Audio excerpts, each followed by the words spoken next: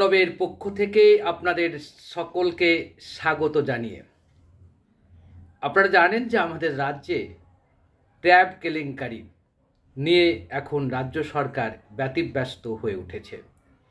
যদিও সরকার এতটা ব্যতিব্যস্ত হয়েছে তার কারণ হচ্ছে যে সরকারের তহবিল থেকে কয়েক লক্ষ টাকা, মানে কয়েক কোটি টাকা, লক্ষ টাকা বলা ভুল হবে, কয়েক কোটি টাকা বেরিয়ে গেছে। এবং এই যে ট্যাবের টাকার যে হদিশ, কিভাবে এই ধরনের দুর্নীতি হলো সেটা নিয়ে আমি একটু কথা বলবো আপনাদের সঙ্গে। কারণ নিজে যেহেতু মানে একটা শিক্ষা প্রতিষ্ঠানের সঙ্গে আমি যুক্ত, তাই ট্যাবের টাকা কিভাবে তৈরি করা যায়, কিভাবে তৈরি হয়, বা কিভাবে প্যানেল, বা কিভাবে আমরা পাঠাই, সেটা একটা বিস্তারিত বিবরণ অনেকেই জানে না, ভুলভাল খবর করছে বিভিন্ন সংবাদ মাধ্যম। এবং কখনো শিক্ষক মহাশয়দের কাঠগড়ায় তোলা হচ্ছে, কখনো তোলা হচ্ছে ক্লার্কদের। আসলে বিষয়টি হচ্ছে এরকম যে প্রত্যেক বছরই এবারেও ট্যাবের টাকা চেয়ে, মানে ট্যাবের টাকার জন্য যে রিকুইজিশন দিতে হয় স্কুলগুলোকে, সেই রিকুইজিশনটা চাওয়া হয়েছিল জুলাই মাসে। অর্থাৎ ট্যাবের টাকা গেছে পুজোর আগে বা পরে, অনেকে পুজোর পরে পেয়েছে, অনেকে পুজোর আগে পেয়েছে, কিন্তু রিকুইজিশনটা দেওয়া হয়েছিল জুলাই মাসে। এবং রিকুইজিশন দেওয়ার পরে তাকে ঝাড়াই বাছাই হয়েছে, প্রত্যেকটা এসআই অফিস সেগুলো পর্যালোচনা করেছে। তারপরেও ভুলটা হলো কোথা থেকে? এই যে ডালমে কুচ কালা হে, এই রহস্যটা উদ্ঘাটন করতে হবে। কয়েকটা জায়গায় যেমন দুর্বলতা আছে, যে অনেক স্কুল বা সরকারি অনুমোদিত মাদ্রাসাগুলোতে অনেকেই কি করে যে সেখানে তাদের নিজস্ব ক্লার্ক নেই। ক্লার্ক না থাকার ফলে তারা অন্যকে দিয়ে বা কোনো সাইবার ক্যাফের সঙ্গে ক্যাফেকে সংযুক্ত করে তারা এই ধরনের মানে রিকুইজিশনগুলো তৈরি করে। কারণ এক্সেল শিটে প্রত্যেকটা ছাত্রীর নাম থাকবে, তার সঙ্গে স্টুডেন্ট আইডি কোড থাকবে, মানে যেটা বাংলা শিক্ষা পোর্টালে যে কোডটা আছে সেটা থাকবে, এবং সেগুলো করে ব্যাংক অ্যাকাউন্ট থাকবে, বাবার নাম থাকবে, আইএফএসসি কোড থাকবে, সমস্ত কিছু একটা এক্সেল শিটের উপরে তৈরি করে পাঠাতে হয়। এটা হচ্ছে স্কুল রিকুইজিশন পাঠাবে। দ্বিতীয় যে সেক্টরটা আছে সেটা হচ্ছে যেটা সরকারের হাতে আছে, সেটা বাংলা শিক্ষা পোর্টালে প্রত্যেকটা যারা বাংলা আমাদের যারা পশ্চিমবঙ্গ মধ্যশিক্ষা পর্ষদ বা পশ্চিমবঙ্গ মাদ্রাসা শিক্ষা পর্ষদের অধীনে যারা পড়াশোনা করছে, সে সকল ছেলে মেয়েদের সার্বিক বিবরণ কিন্তু বাংলা শিক্ষা পোর্টালে আছে। সেখানে যেমন বাবার নাম আছে, সেখানে তেমন মায়ের নাম আছে, সেখানে তেমন দেখা যাবে আপনার বাংলা শিক্ষা পোর্টালে একটা আইডি আছে, যেটা আইডিটা ক্রিয়েট করতে হয়, আইডি রয়েছে। একই রকমভাবে দেখা যাবে সেখানে ব্যাংক অ্যাকাউন্ট রয়েছে, এবং ব্যাংক অ্যাকাউন্টের আইএফএসসি কোড নাম্বার রয়েছে, এমনকি আধার কার্ড আছে, আধার কার্ড নাম্বারটা আছে। তাহলে স্বাভাবিকভাবেই এতটা কারচুপি হওয়ার সম্ভাবনা থাকে না, কারণ আধার কার্ডের সঙ্গে প্রত্যেকটা ব্যাংক অ্যাকাউন্ট এখন সংযুক্ত থাকে। স্বাভাবিকভাবে আধার কার্ডগুলো যদি সঠিকভাবে ওখানে সংযুক্ত করা হয় তাহলে তো ভুল হওয়ার কথা নয়। আর এই ভুলগুলোর সঙ্গে শিক্ষক মশাইরা যুক্ত আছে, প্রধান শিক্ষকরা যুক্ত আছে, ক্লার্করা যুক্ত আছে, শিক্ষিকারা যুক্ত আছে। এ ধরনের কথাবার্তা বাতুলতা মাত্র ছাড়া কিছু নয়। কারণ শিক্ষক মশাইরা এমনিই তারা বিভিন্ন কাজ নিয়ে এত ব্যস্ত থাকেন যে আজকে পড়ানোর চেয়ে সরকারের বিভিন্ন প্রকল্পের কাজ করতে করতে তাদের সময় অতিবাহিত হয়ে যায়। আর তারা ওই সব আধার কার্ড চেঞ্জ করবে, ব্যাংক অ্যাকাউন্ট চেঞ্জ করবে, কোথাও আইএফএসসি কোড নাম্বার চেঞ্জ করবে, এইভাবে যে প্রতারণাটা করবে, এই ধারণাটাই হয়তো অনেক শিক্ষক শিক্ষিকার মধ্যেই নেই। তো স্বাভাবিকভাবে এই ঘটনার সঙ্গে শিক্ষক শিক্ষিকাদের ভূমিকাটা একবারে নগণ্য বলে আমার মনে হয়েছে। যে কোথাও হয়তো থাকলেও থাকতে পারে, কিন্তু নগণ্য বলে মনে হয়েছে। কারণ যেহেতু আমরা এই কাজগুলোর সঙ্গে খানিকটা হলেও যুক্ত থাকি, সেই জন্য আমরা এটা বুঝতে পারছি। অন্যদিকে এই ঘটনাটা বাংলা শিক্ষা পোর্টালকে সার্বিকভাবে নিয়ন্ত্রণ করে কে? সার্বিকভাবে নিয়ন্ত্রণ করে শিক্ষা দপ্তর। এটা আমাদের মাথায় রাখতে হবে।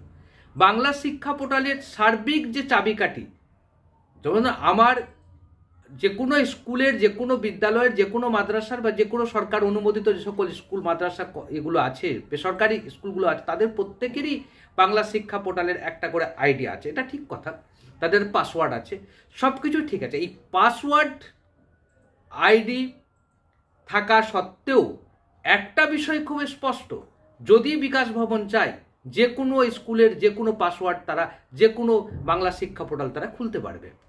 যদি ইচ্ছা করে, যে ডিআই অফিস যদি চেষ্টা করে, ডিআই অফিস যে কোনো তার অধীনস্থ যে কোনো স্কুলের সে এটা খুলতে পারে, খুলে দেখতে পারে, কারণ দেখতে পারে বা তার সংশোধন করতে পারে, তাদের ঠিক করতে, সংশোধন করার অধিকারটা কিন্তু সরকারের হাতে, মানে স্কুলগুলোর হাতে নেই খুব একটা। কারণ এগুলো করতে গেলে একটা অনুমতি দরকার হয়, একটা বিশেষ পারমিশন দরকার হয়। তো স্বাভাবিকভাবেই যে এই বিষয়টির ভিতরে কোথাও একটা কোনো জায়গা থেকে একটা, আমার মনে হয়েছে প্রথমত সরকারি আধিকারিকদের মধ্য থেকে এই ঘটনাটা মানে এইটা যে ক্লুটা বের করে দেওয়া যেতে পারে, মানে বিষয়টি কোথাও একটা লিঙ্ক আপ হতে পারে, বা কোথাও একটা এই পাসওয়ার্ড জেনে যেতে পারে, বা পাসওয়ার্ড ভাঙা যেতে পারে। কোনো স্কুল, বিশেষ বিশেষ কয়েকটা স্কুল মাদ্রাসাকে এগুলোকে টার্গেট করা হয়েছে, সেখান থেকে ছাত্রছাত্রীদের ট্যাবের টাকা গায়েব হয়ে যাচ্ছে। আজ সকাল পর্যন্ত যে খবর ছিল 1350 জনের ট্যাবের টাকা পায়নি, বিকেলে এসে জানা গেল, অর্থাৎ সন্ধেবেলা ডিজিটাল আনন্দবাজারের খবর দেখলাম, সেখানে দেখছে 1900 ছাত্রছাত্রী ট্যাবের টাকা এখনো পায়নি। তো সার্বিকভাবে কোথায় যে এই দুর্নীতি পৌঁছেছে, কারণ একটা ট্যাবের টাকা মানে 10,000 টাকা, 10,000 টাকা ইন্টু 1900, তা কত হতে পারে সেই টাকাটার অঙ্কটা, এটা মাথায় রাখতে হবে আমাদের। তো এই বিষয়গুলো খুবই গুরুত্বপূর্ণ।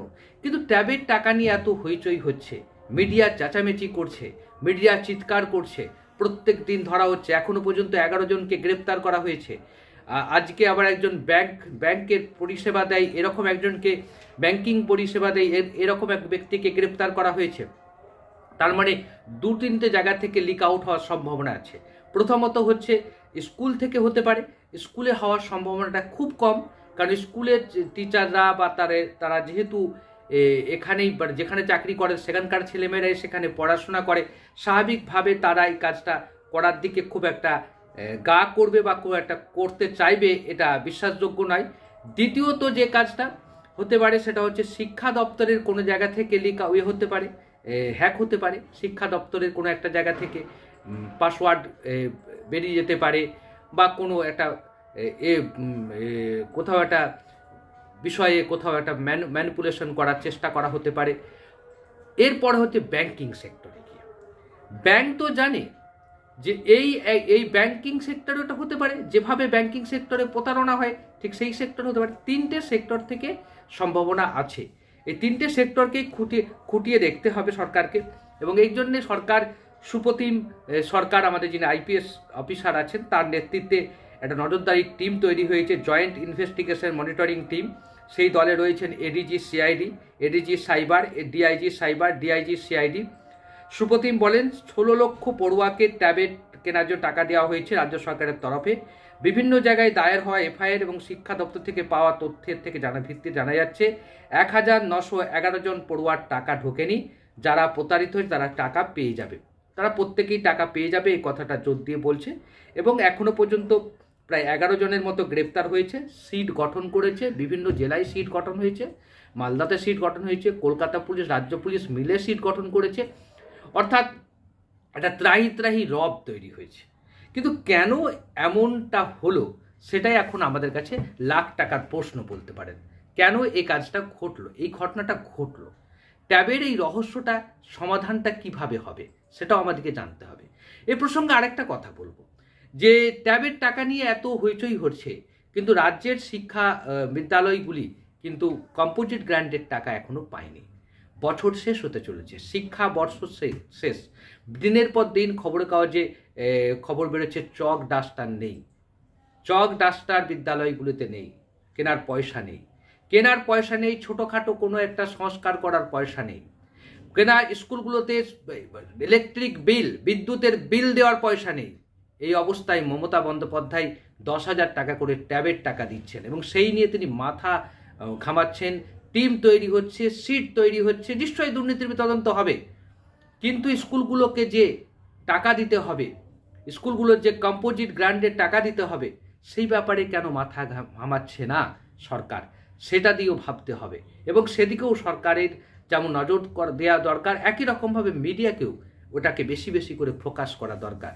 কারণ এটা মনে রাখতে হবে যে প্রত্যেকটা স্কুল এই মুহূর্তে পশ্চিমবঙ্গ সরকারের যতগুলো প্রাইমারি, জুনিয়র হাই স্কুল এবং আপনি যদি দেখেন হাই স্কুল, উচ্চ মাধ্যমিক স্কুল এবং মাদ্রাসা, সরকার অনুমোদিত যে মাদ্রাসাগুলো, সেখানে গভীর সংকটের মধ্যে পড়েছে তারা এর অর্থের অভাবে, কম্পোজিট গ্রান্টের অর্থের অভাবে।